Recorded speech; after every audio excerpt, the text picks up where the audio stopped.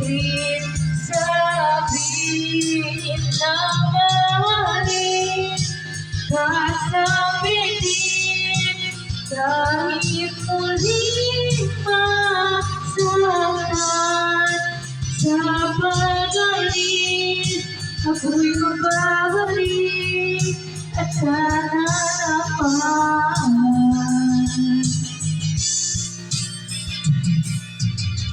sa isang maliit na alalay. Pangit ay kailangan, sana may pabigyan ng tadhana. Bawat sandali na lang